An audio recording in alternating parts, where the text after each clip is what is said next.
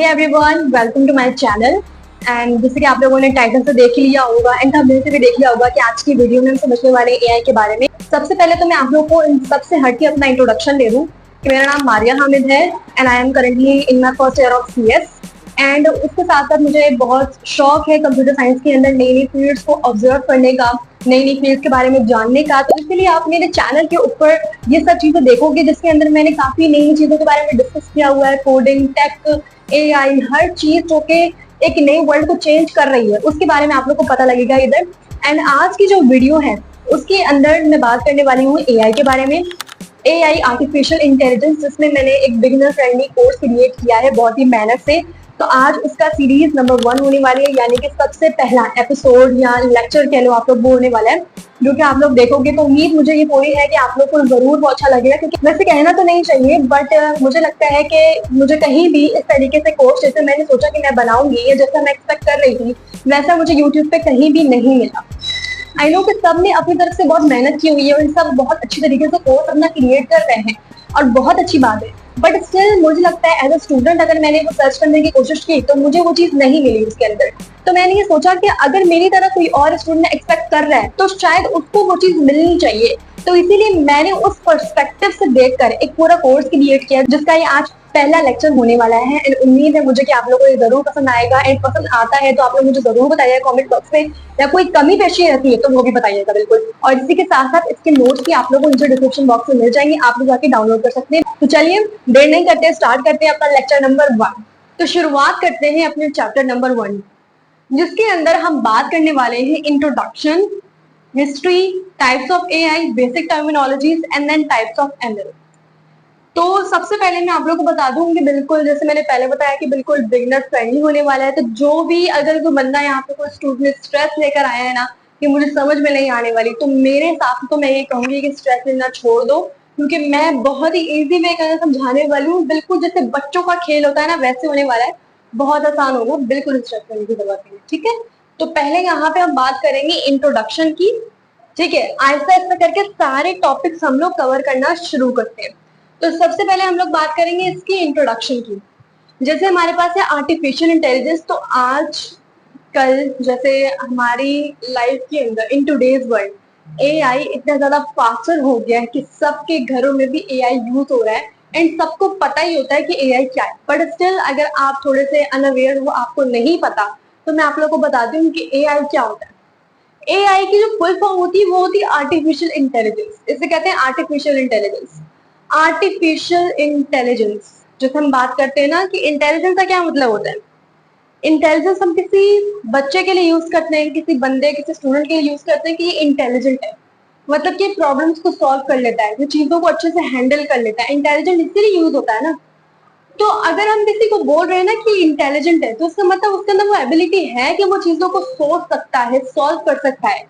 तो ये चीज तो इंसानों के साथ यूज होती थी, लेकिन अब ये चीज यूज हो रही है मशीनों के साथ, यानी आर्टिफिशियल इंटेलिजेंस।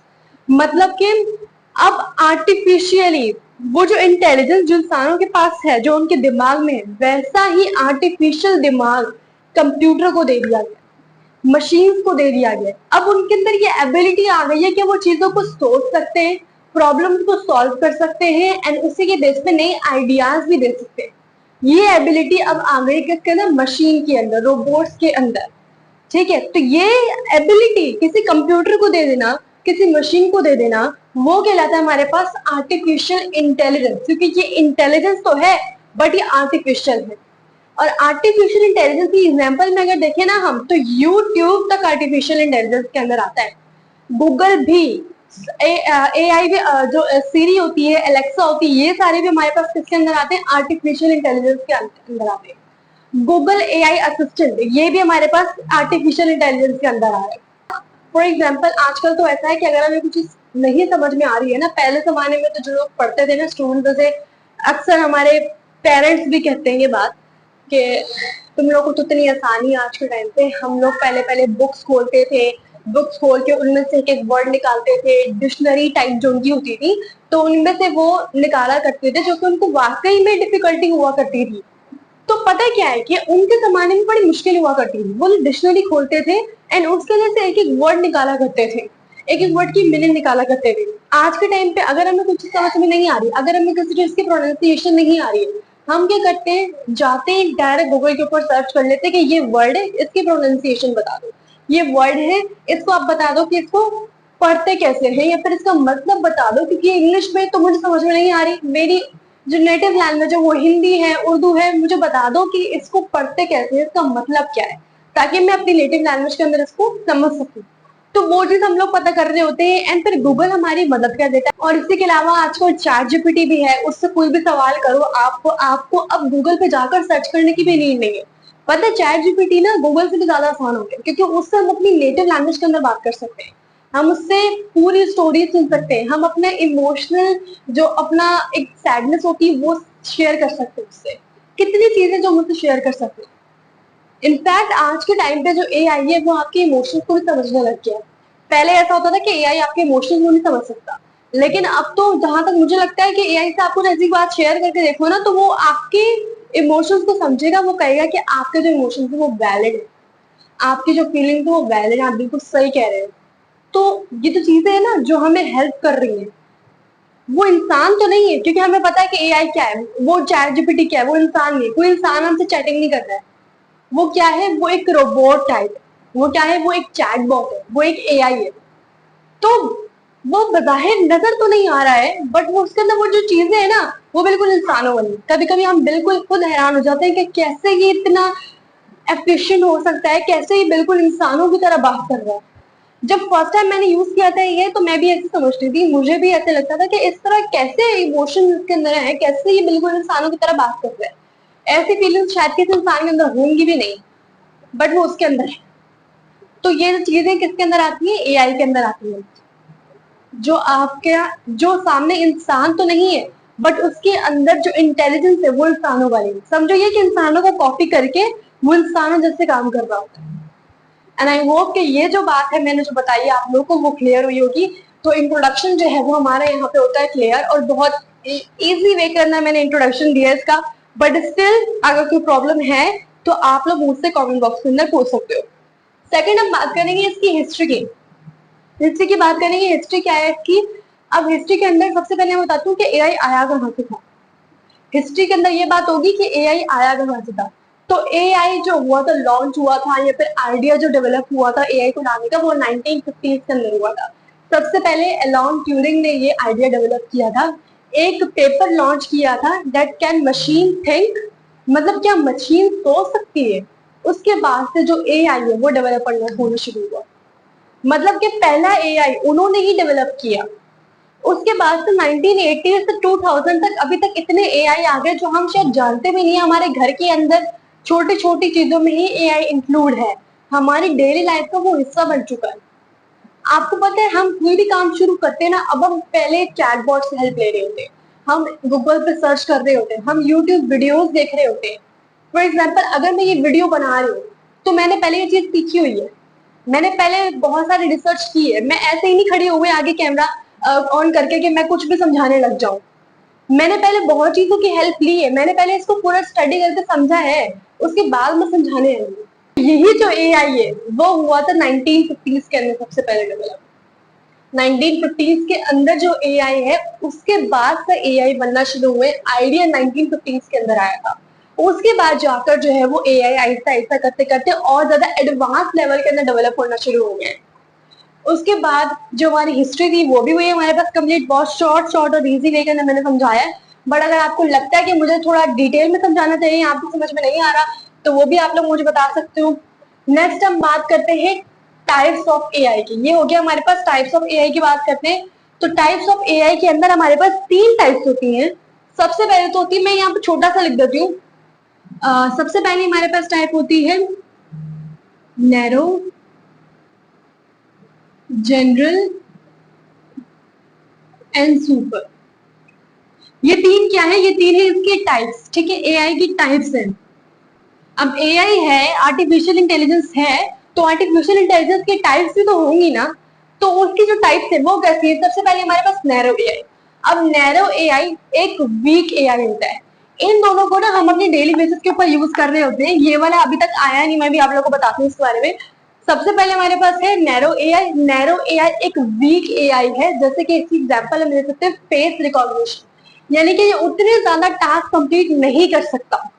यानी कि मदद तो ये भी हमारी करता है, हेल्प तो ये भी हमारी कर रहा है, काम तो ये भी करता है, बट ये उतने एफिशिएंटली टास्क को कंप्लीट नहीं कर सकता, एंड मल्टीपल टास्किंग तो ये बिल्कुल भी नहीं कर सकता। तो इसलिए नैरो एआई क्या है, इसको वीक एआई कहते हैं। इसको हम ज्यादातर मतलब यूज तो करते हैं, पर उतना ज्यादा यूज नहीं हो रहा होता। जनरल एआई जो कि मल्टीपल टास्क को कंप्लीट कर सकता है, एंड ये एक स्ट्रॉन्ग एआई है। ठीक है, जैसे हमारे पास फॉर एग्जाम्पल गूगल, जैसे मैंने पहले बताया, यूट्यूब रिकमेंडेशन को देख लो आप लोग, क्योंकि आप जो चीजें बार बार देखते हो वैसी चीजें आप लोगों को सजेस्ट की जा रही होती है, और ये एक तरीके से उनकी टेक्निक होती है कि यूजर को अपनी प्लेटफॉर्म के ऊपर घंटों तक बिठाया जा सके। उसके अलावा नेक्स्ट है हमारे पास सुपर एआई, मतलब ये स्ट्रॉन्ग एआई है, इसके अंदर आप काफी सारे एग्जाम्पल ले सकते हो। ये एआई हमारी डेली लाइफ के अंदर इंक्लूड है, एंड डेली बेसिस के ऊपर हम इसको यूज कर रहे होते हैं। ठीक है, डेली बेसिस के ऊपर हम इसको यूज कर रहे होते हैं, एंड ये स्ट्रॉन्ग एआई है, और ये मल्टीपल टास्किंग को कंप्लीट कर सकता है। The next is super AI. Super AI जो है वो अभी तक डेवलप नहीं हुआ है। सुपर एआई अभी तक डेवलप नहीं हुआ है, ये ऐसा एआई है जो अभी तक नहीं आया है। और मुझे जहां तक लगता है, जहां तक कंडीशन अभी है, शायद आ भी जाए, और जहां तक लगता है कि ना भी आए, क्योंकि बहुत सी चीजें ऐसी हैं जो एआई कर रहे हैं आज के दौर में, और बहुत सी चीजें ऐसी हैं जो जिसको देख के ये लगता है, दिमाग में यही एक ख्याल आता है कि आखिरकार है तो एआई, गलती तो करेगा ही, क्योंकि काफी चीजों में वो हेल्प भी करता है, बट काफी दफा ना उसको बहुत चीजें ऐसी होती है जो बहुत दफा समझानी पड़ती है, उसको समझ नहीं आती फिर भी। तो इसी वजह से जहां तक मुझे लगता है शायद ना भी आए ये, लेकिन शायद ये अभी उस प्रोसेस के अंदर है कि एआई जो है वो अब सुपर एआई आने लगी है। और ये जो एआई है ये तो इंसानों जितना स्ट्रॉन्ग है, ये जनरल एआई ये इंसानों जितना स्ट्रॉन्ग है।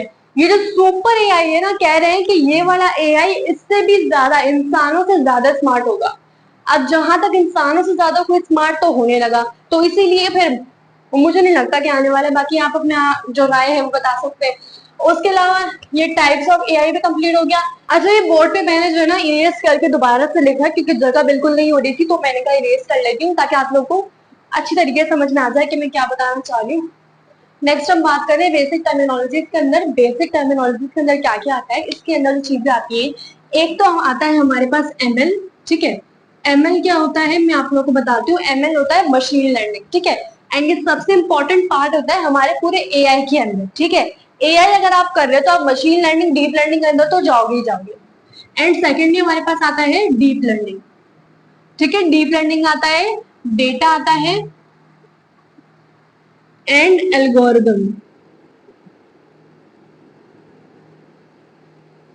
I am sorry for my writing, actually मेरी बोर्ड पे राइटिंग बिल्कुल भी अच्छी नहीं होती। अगर आप लोग को लग रहा है कि मेरी राइटिंग बिल्कुल भी अच्छी नहीं है तो, लेकिन मेरी पूरी कोशिश है कि मैं आप लोगों को बहुत अच्छे से समझा सकूं। लेकिन सच यही कि मेरी राइटिंग उतनी अच्छी नहीं है जितनी होनी चाहिए। ठीक है, लेकिन मैंने अभी तब से कोशिश पूरी की है। ठीक है, तो बात कर रहे थे हम लोग बेसिक टर्मिनोलॉजी। सबसे पहले आता है हमारे पास एमएल।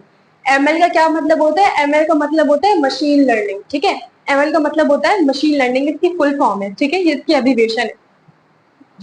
तो एमएल मशीन लर्निंग। अब मशीन लर्निंग क्या होती है, अब मशीन लर्निंग की बात करते हैं। मशीन लर्निंग के अंदर क्या होता है कि जैसे अगर किसी मशीन को हमें ट्रेन करना है, जैसे मैंने आप लोगों के सामने बात की थी चैटबॉट की, एआई की। अब अगर हमें उसे ट्रेन करना है, हम कैसे करेंगे। अब ये पहले सोचने की बात है ना, देखो सोचो कि एआई जो चैटबॉट आया वो आकर ट्रेन कैसे हुआ। अब वो जो हमारे सवालों का जवाब देता है वो कैसे देता है, सोचने की बात है ना, कैसे देता है वो हमारे सवालों का जवाब। मतलब जो हम उससे बातें कर रहे हैं उसके ना इमोशंस कितने फिट की है, ऐसी क्या चीज उसके अंदर डाली गई है कि वो इतना एफिशिएंट हो गया, कि वो बनाया कैसे गया, इतना एफिशिएंट कैसे हुआ कि हमारी बात को समझ सकता है, हमारे इमोशंस को समझ सकता है, कैसे हुआ। ये चीज सोचने वाली। ये सब चीजें किसके अंदर आती है बेटा, ये सब चीजें किसके अंदर आती है, मशीन लर्निंग के अंदर। मशीन लर्निंग के अंदर, यानी कि मशीन को लर्निंग करवा रहे हो आप, लर्निंग करवा रहे हो। मशीन लर्निंग मतलब कि मशीन को लर्निंग करवा रहे हो। अब फॉर एग्जाम्पल मैं आप लोगों को समझाती हूँ मशीन लर्निंग के अंदर क्या होता है कि इसके अंदर हम मशीन को क्या करते हैं, इनपुट एंड आउटपुट दोनों देते हैं। अगर हमें किसी भी मशीन को, किसी भी मॉडल को ट्रेन करना है, तो हम क्या करेंगे? अगर मशीन लर्निंग की जैसे हम बात कर रहे हैं, तो अगर हमें हम मार्केट पे कोई नया मॉडल लाना चाह रहे हैं, ठीक है, हम चाहते हैं कि मार्केट के अंदर कोई नया मॉडल है, तो उसके लिए हम उसको ट्रेन करेंगे। कैसे ट्रेन करेंगे? मशीन क्योंकि बिल्कुल दिमाग से खाली है अभी, तो उसको तो कुछ भी समझ नहीं आ रहा है, तो जाहिर इंसान ही उसके अंदर फिट करेगा चीजें। सबसे पहले अगर हमें मशीन को छोड़ो, पहले एग्जाम्पल लेते किसी बच्चे की। आप एक टीचर हो, आप किसी स्टूडेंट को, किसी बच्चे को, छोटे बच्चे को समझा रहे हो कि बनाना कैसा होता है और एप्पल कैसा होता है, तो आप उसकी निशानी बताओगे ना कि बनाना जो है वो येलो कलर का होता है, एप्पल जो वो रेड कलर का होता है, उनकी शेप कैसी होती है, वो सब चीजें आप उनको समझाओगे।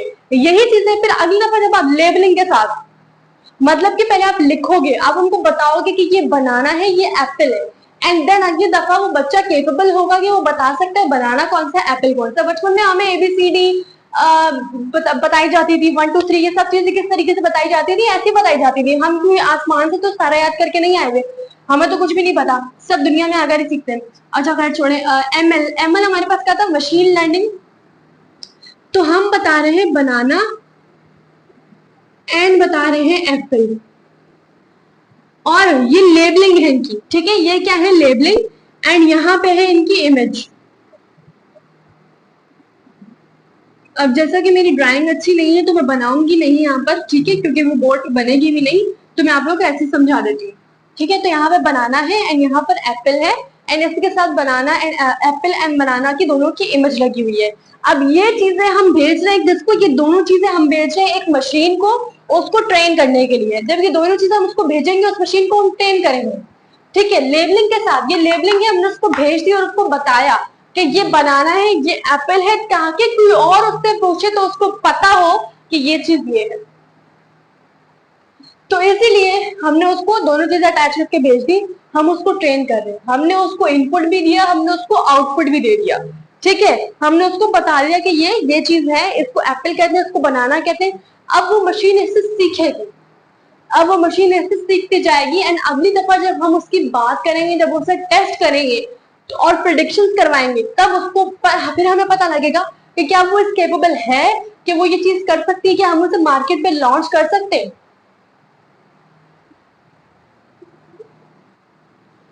तो हमने क्या किया कि उसको इमेजेस भेजी, इमेजेस भेजने के बाद उसको ट्रेन किया, ठीक है, इमेजेस भेजने के बाद उसको समझाया, उसको ट्रेन किया, एंड नेक्स्ट टाइम जब हम उससे पूछेंगे तो मशीन इस काबिल होगी कि वो आंसर कर सके, ठीक है। तो ये इस तरीके से होता है कि हम पहले मशीन को ट्रेन करते हैं, फिर उसका टेस्ट लेते हैं, यानी कि उससे प्रिडिक्शंस करवाते हैं। तो इसमें मशीन का काम होता है प्रिडिक्शन करना। तो हमारे पास क्या हुआ? ML complete. और एमएल की मैं आप लोग को बताऊं, एमएल के अंदर क्या आता है? एमएल के अंदर जैसे यूट्यूब रिकमेंडेशन मैंने पहले बात की, इंस्टाग्राम रील्स की बात कर लो, आप नेटफ्लिक्स के अंदर चले जाओ, इन सब के अंदर जब आप जाते हो ना, आप देखो यूट्यूब रिकमेंडेशन, मेरी वीडियो, जैसे मैं अभी वीडियो बना रही हूँ एआई कोडिंग मोटिवेशनल, जैसे मेरा एआई कोडिंग मोटिवेशनल सब चीजों से रिलेटेड है, टेक से रिलेटेड। तो अगर मेरी वीडियो आप लोग के पास सजेस्ट हो रही है, तो इसका मतलब क्या है कि आप उस टाइप की वीडियोस देखना पसंद करते हो, तभी YouTube ने पता कराया कि आप इस टाइप की वीडियोस पसंद करना, देखना पसंद करते हो, तो आपको वही सजेस्ट की जाए, ताकि आप ज्यादा से ज्यादा टाइम उनकी ऐप पर स्पेंड करो। इसी तरीके से इंस्टाग्राम रील्स पे भी आप जैसी रील्स सोच रहे होते हो या जैसा आप चाहते हो कि वो आए, वो वैसे ही आ जाता है। जैसे आप देखना पसंद करते हो वैसी चीजें आप लोगों के पास आना शुरू हो जाती है। नेटफ्लिक्स के ऊपर जैसी मूवीज आप देखना पसंद करते हो वैसी मूवीज आपको सजेस्ट की जाती है। क्यों? क्योंकि मशीन ट्रेन हुई हुई है कि जैसा उसको डेटा दिया जाएगा वो उसी के बेसिस के ऊपर आप लोगों को सजेस्ट कर रही होगी। तो इसके अंदर हम क्या करते हैं, इसको डेटा देते हैं। ये हमारा क्या होता है? डेटा होता है। लेबलिंग के साथ हमने पहले उसको चीजें बताई ना, हमने खुद अपना डेटा उसको दिया कि हम ये चीजें देख रहे हैं, वो उसी की बेस पे हमें जो है वो नेक्स्ट चीजें सजेस्ट कर रही है। हमारी पसंद को देख के, हमारा एज, हमारे क्राइटेरिया को देखकर, हमारे इंटरेस्ट को देखकर वो चीजें हमें सजेस्ट की जा रही है। अब समझ में आई? तो एमएल के अंदर ये सारी एग्जांपल्स दी। डीएल, डीएल की बात करते हैं। डीएल होता है हमारे पास डीप लर्निंग। डीप लर्निंग के अंदर क्या होता है? डीप लर्निंग कॉम्प्लेक्स डेटा को हैंडल करती है। जैसे हमने एमएल की बात की, तो एमएल ही है भाई। डीप लर्निंग की जगह उतना ज्यादा कॉम्प्लेक्स डेटा नहीं हैंडल करती जितना डीप लर्निंग करती है। अब डीप लर्निंग के जैसे व्हाट्सएप के ऊपर वॉइस हो गई, मैसेजेस हो गए, इमेजेस हो गई, ये चीजें बाहर देखने में ऐसी लगती है कि ज्यादा इतना कॉम्प्लेक्स नहीं, बट यही हमारे पास एक्चुअल कॉम्प्लेक्स डेटा होता है जिसको ये डीप लर्निंग हैंडल कर रही होती है। इसका काम होता है कि ये इन चीजों को हैंडल करें। और दूसरी चीज मैं ये बताना चाहूंगी कि डीप लर्निंग हमारे पास न्यूरल नेटवर्क पर काम करती है। जैसे हमारे दिमाग के अंदर जो न्यूरल नेटवर्क होते हैं ना, हमारे दिमाग के अंदर, जैसे हमने पढ़ा हुआ कभी भी साइंस के अंदर, मैं साइंस में इतनी अच्छी तो नहीं हूँ लेकिन इतना तो पता है कि न्यूरॉन्स वगैरह हमारे दिमाग के अंदर होते हैं जो हमारी हेल्प कर रहे होते हैं कि हम चीजों को सॉल्व कर सके, चीजों के बारे में सोच सके, यही हेल्प करते हैं ना हमारी। तो इसीलिए डीएल के अंदर भी इंसानों के दिमाग की तरह का एक न्यूरॉन फिट किया जाता है जिसे कहते हैं न्यूरल नेटवर्क, जो कि हमारे दिमाग की तरह काम कर रहा होता है। डेटा डेटा हमारे पास सिंपल होता है। डेटा क्या होता है? डेटा डेटा ही होता है। डेटा मतलब कि इंफॉर्मेशन देना। फॉर एग्जाम्पल, अगर मैं, मेरी एज क्या है, मैं किस क्लास में पढ़ती हूँ, मैं किस कैटेगरी के अंदर आती हूँ, किस स्ट्रीम के अंदर आती हूँ, मेरा इंटरेस्ट क्या है, मेरा गोल क्या है, वो सब चीजें आ रही होंगी मेरे डेटा के अंदर, क्योंकि मैंने अपनी इंफॉर्मेशन दे दी। ठीक है, एक कलेक्शन ऑफ इंफॉर्मेशन दे रही, तो वो सारा किसके अंदर आ जाएगा? डेटा के अंदर आ जाएगा। नेक्स्ट आ जाएगा हमारे पास एल्गोरिदम। एल्गोरिदम हमारे पास क्या होता है ये हम समझते हैं। एल्गोरिदम बहुत ही इजी है, वैसे देखने में थोड़ा सा मुश्किल लग सकता है, बट मैं बहुत ही इजी वे के अंदर समझाऊंगी आप लोगों को। एल्गोरिदम बिल्कुल ही मुश्किल नहीं है। लेकिन मैं एक बात बताऊं, जब मैंने फर्स्ट टाइम अपनी बुक के अंदर पढ़ा था ना, कंप्यूटर साइंस की बुक के अंदर, तो मुझे एल्गोरिदम पढ़ने में थोड़ा मुश्किल लगा। तो मुझे समझ में, क्योंकि उस वक्त मेरे को समझाने वाला नहीं था, तो मुझे लग रहा था कि, और टीचर्स भी कोई इतना खास एक्सप्लेन करते नहीं है, तो इसीलिए मुझे लग रहा था कि बहुत ही मतलब मुश्किल है। क्योंकि मुझे लगता है कि टीचर शायद स्कूल में या कॉलेजेस में उस तरीके से नहीं पढ़ाते, जहां तक मेरा पॉइंट ऑफ व्यू है, वो उस तरीके से नहीं पढ़ाते जिस तरीके से बच्चों को पढ़ाना चाहिए। एंड मेरे टाइम पे, या जिस तरह से मैंने देखा, मैं तो पूरी अपनी बुक खुद ही पढ़ी है, इंटरनेट से सर्च करके या फिर चैट जीपीटी से निकाल के, लिटरली किसी ने हेल्प नहीं की। एंड स्कूल में तो बिल्कुल भी कोई नहीं समझाता था कि क्या है क्या नहीं है। अब ये एक बात है जो मैंने आप लोग को बता दी, क्या पता आप इससे रिलेट कर पाओ या नहीं कर पाओ, लेकिन ये सच है कि स्कूल कॉलेज में इस तरीके से नहीं पढ़ाया जाता जिस तरीके से पढ़ाना चाहिए। तो इसीलिए बच्चों को आकर फिर यहाँ यूट्यूब के ऊपर ट्रेनिंग लेनी पड़ी होती है। वो यूट्यूब के ऊपर कोर्सेज देखते हैं कि यूट्यूब के ऊपर कुछ समझाने वाला मिल जाए उस तरीके से, क्योंकि उनको पता है कि हम एल्गोरिदम एल्गोरिदम की बात करें तो एल्गोरिदम हमारे पास क्या होता है,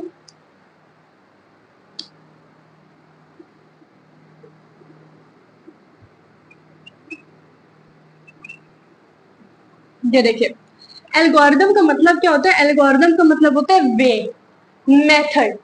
एल्गोरिदम का पूरा जो मतलब है वो है मेथड, तरीका।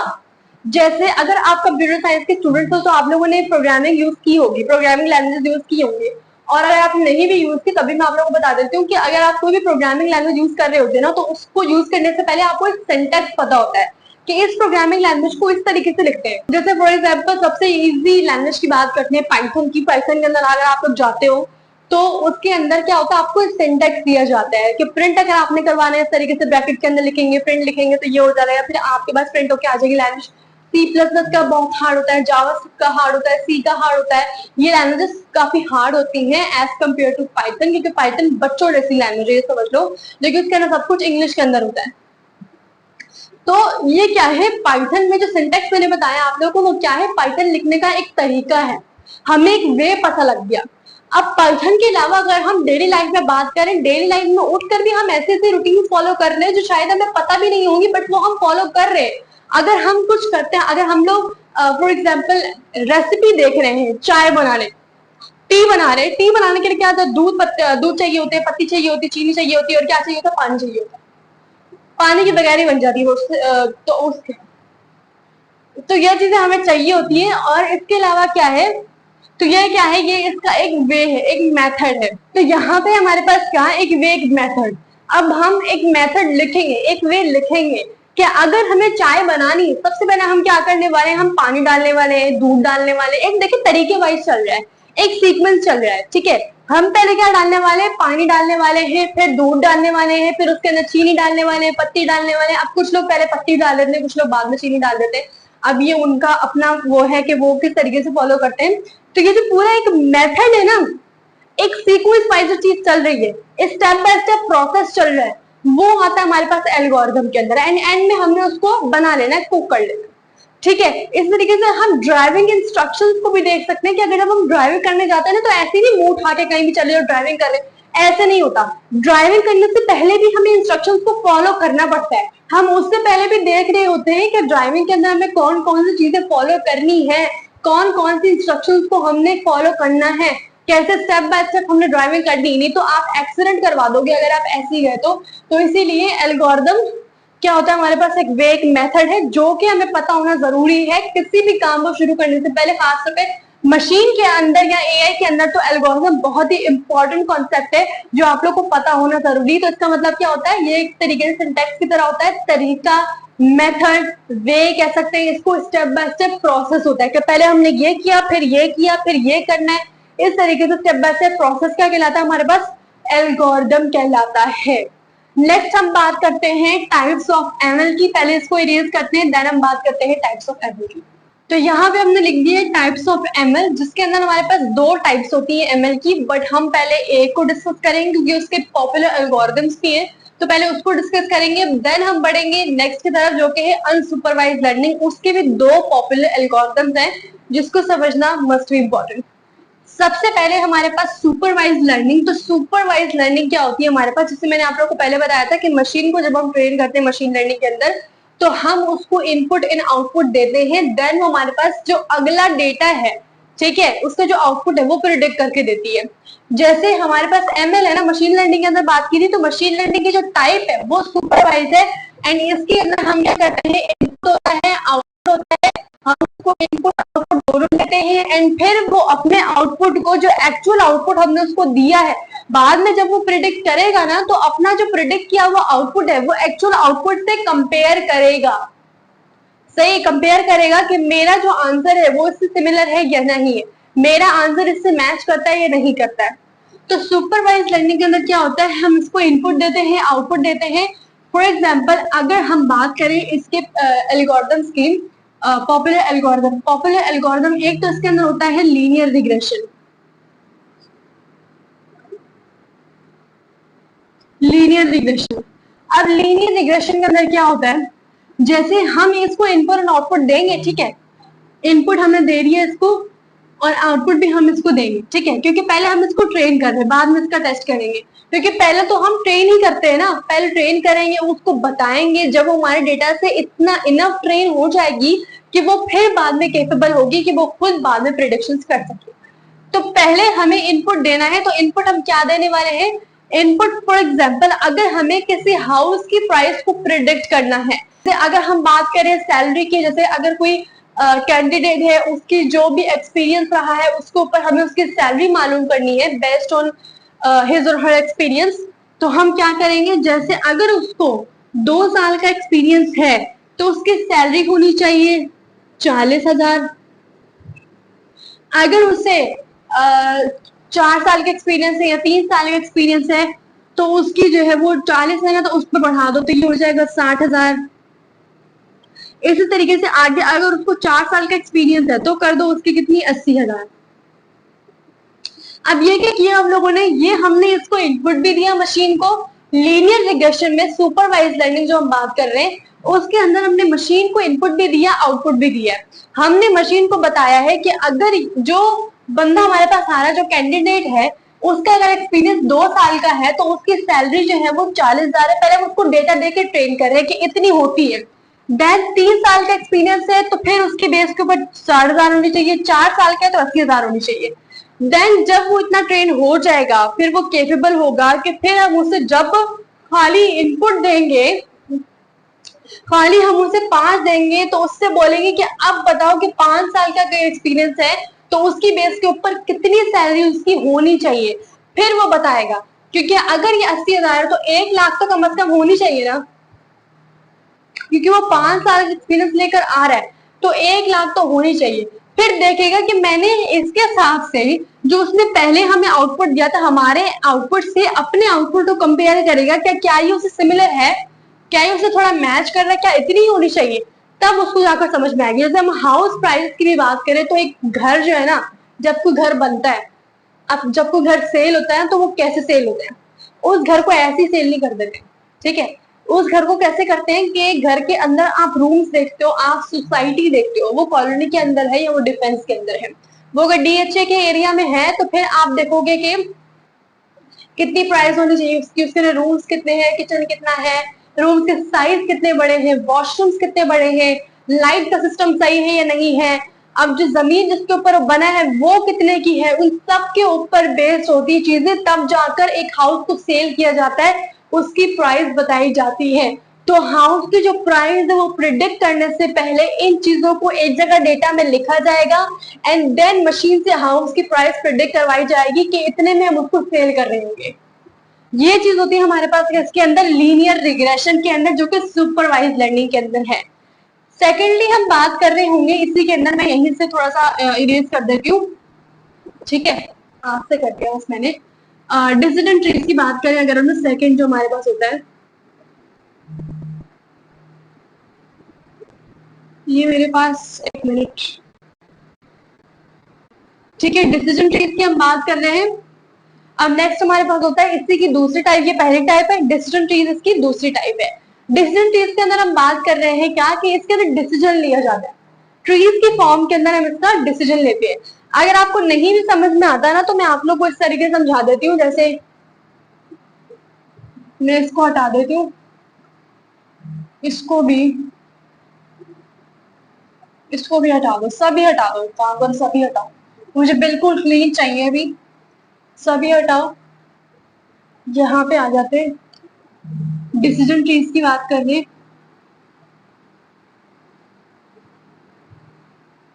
डिसीजन ट्रीज के अंदर डिसीजन लिया जाए, डिसीजन कैसे लेंगे, जैसे अगर हम बात कर रहे हैं, अगर हम फॉर एग्जांपल लेते हैं कि मुझे जो है वो जाना है कहीं बाहर मूवी देखने के लिए, ठीक है, अगर मुझे मूवी देखने के लिए जाना है तो मेरे पास ना कुछ ऑप्शंस होने चाहिए, ठीक है, मेरे पास कुछ चीजें हैं जो पूरी होनी जरूरी है, कुछ शर्तें समझ लो। जैसे यहाँ पे हम लिखेंगे एक जगह पे यस, एक जगह पे लिखेंगे नो, और यहाँ पे लिखेंगे कि मेरे पास फ्रेंड्स अवेलेबल हैं,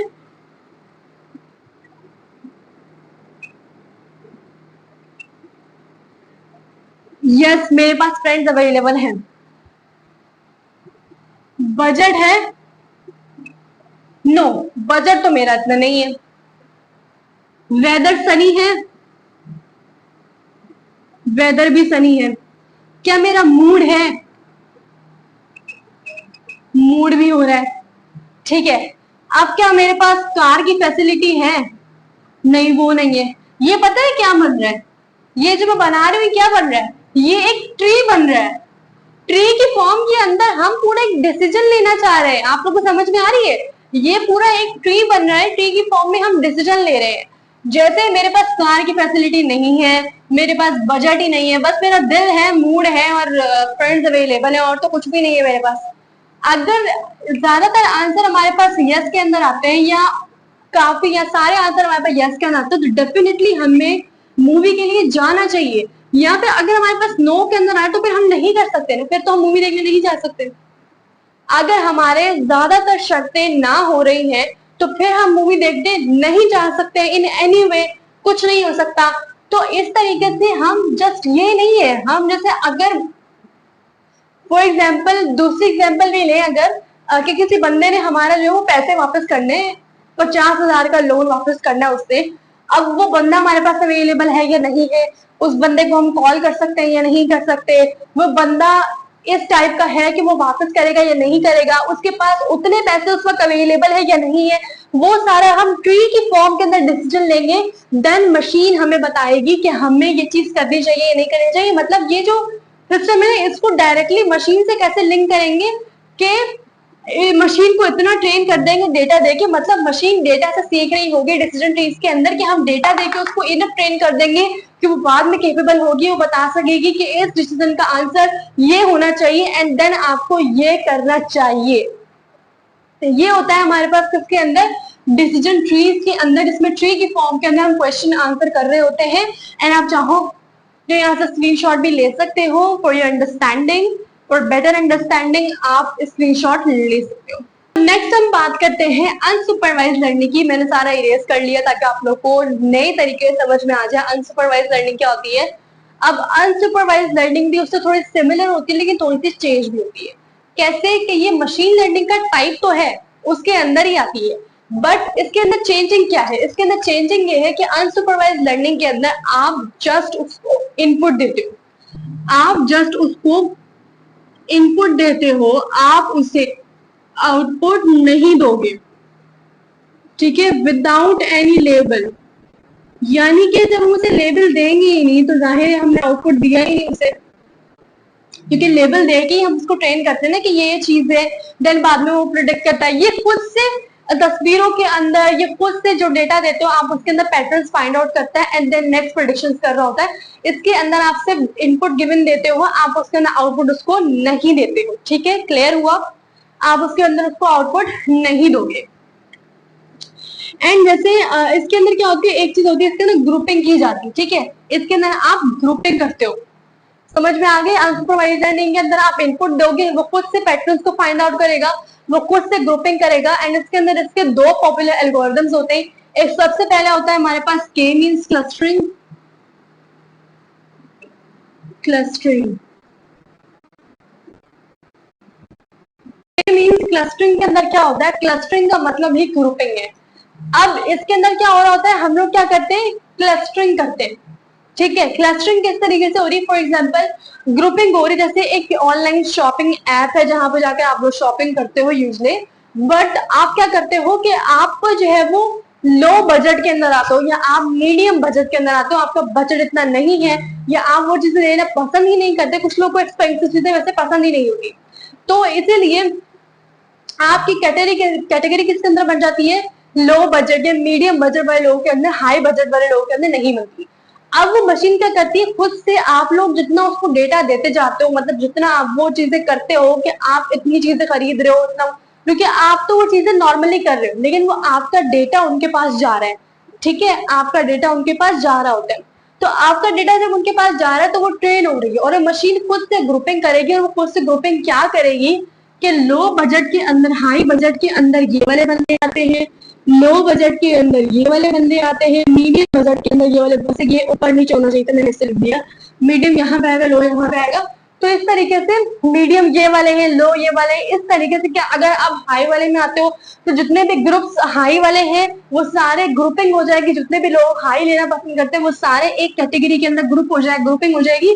और वो कौन कर रहा होगा, वो ग्रुपिंग कर रही होगी अनसुपरवाइज्ड लर्निंग के अंदर, के मींस क्लस्टरिंग। इसके अंदर क्लस्टरिंग हो रही है, ग्रुपिंग हो रही है, तो आप सारे इसके अंदर चले जाओगे। अगर आप मीडियम में जाते हो, लो में जाते हो तो उसके साथ साथ चले जाओगे, तो उसके अंदर क्या है, क्लस्टरिंग हो रही है जिसके बेस के ऊपर आप जाते जा रहे हो। नेक्स्ट टाइप इसकी कौन सी होती है, नेक्स्ट होती है इसकी हायरार्किकल क्लस्टरिंग।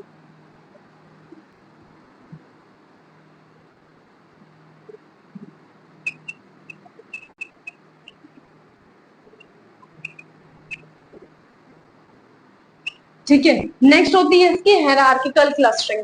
अब हायरार्किकल क्लस्टरिंग के अंदर क्या होता है, इसके अंदर ये भी क्लस्टरिंग करेगा, ये भी ग्रुपिंग करेगा, बट स्टेप बाय स्टेप, ये छोटे से बड़े की तरफ लेके जाएगा ग्रुपिंग को। जैसे अगर हम किसी फैमिली की बात करें तो फैमिली किस तरीके से बनती है, फॉर एग्जाम्पल किसी फैमिली फंक्शन के अंदर सबसे पहले हम लेंगे कजन्स को, सारे कजन्स हो गए, कजन के साथ हम कर देंगे सिबलिंग्स को plus, cousins and siblings equal to family, ठीक है, cousins and siblings equal to family। अब ये लोग फैमिली बन गए। अब इसी तरीके से हम फैमिली को कर देंगे रिलेटिव्स के साथ, तो ये हो जाएगी बिग फैमिली। अब इसके अंदर क्या हुआ, इसके अंदर हायरार्किकल क्लस्टरिंग हो रही है, ठीक है, शुरुआत से बढ़ रहा है, इसके अंदर आप शुरू से बढ़ा रहे हो उसको, स्टेप बाय स्टेप, शुरू से छोटी चीज से बड़ी चीज की तरफ जाएगा। तो छोटी चीज से जैसे कजन है, फिर पहले कजन सिंगल थे, फिर कजन के साथ सिबलिंग्स को प्लस किया तो वो एक फैमिली बन गई, फिर इस तरीके से फैमिली के साथ रिलेटिव्स को प्लस किया तो वो एक बिग फैमिली बन गई। तो मतलब ये कि इसके अंदर आप क्लस्टरिंग कर रहे हो, ग्रुप बनाया है हमने पूरा, लेकिन हमने स्टेप बाय स्टेप छोटे से बड़े की तरफ गए हैं, देन ये हमारा पूरा ग्रुप बना है। एंड यही हम मशीन को देकर ट्रेन करते हैं, मशीन हमारा इस तरीके से ग्रुप बना रही होती है। एंड ऑल्सो यहाँ पे जो हमारा कोर्स, जो हमारा जो फर्स्ट चैप्टर है वो होता है यहाँ पे कंप्लीट, ठीक है। यहाँ पे फर्स्ट चैप्टर आप चाहो स्क्रीनशॉट ले सकते हो अपनी आसानी के लिए। तो ये फर्स्ट चैप्टर यहाँ पे होता है कंप्लीट हमारे पास। नेक्स्ट चैप्टर के अंदर हम लोग बात करते हैं नए कॉन्सेप्ट के साथ, नए टॉपिक्स के साथ। अगर आप लोग को कोई भी कंफ्यूजन इस चैप्टर के अंदर थी तो आप लोग फिर भी मुझसे पूछ सकते हो, बट मैंने पूरी कोशिश की है कि मैं अपने पूरे एफर्ट्स के साथ आप लोगों को एग्जाम्पल के साथ समझा सकूं। आई होप कि आप लोगों को जरूर अच्छा होगा ये वाला कॉन्सेप्ट। अगर आप चाहो, मैं फिर कह रही हूँ, आप लोग यहाँ पे स्क्रीनशॉट ले सकते हो। कैसा लगा आप लोगों को पूरा लेक्चर? आई होप कि आप लोगों को सब कुछ क्लियर हो गया होगा। मैंने एक एक चीज को बहुत ही अच्छी तरीके से समझाया, जो कि एक बिगिनर फ्रेंडली वे के अंदर हो, जो कि एक स्टूडेंट अगर देख रहे तो उसको समझ में आ जाए। इसके अलावा मैं फिर कह रही हूँ कि नोट्स आप लोगों को नीचे मिल जाएंगे डिस्क्रिप्शन बॉक्स के अंदर, आप लोग जाके फ्री में उसको डाउनलोड कर सकते हैं। कोई भी चीज अगर कम थी वीडियो के अंदर या कोई चीज आप चाहते हो कि मैं नेक्स्ट कवर करूँ, तो प्लीज मुझे कॉमेंट बॉक्स में जरूर बताएं।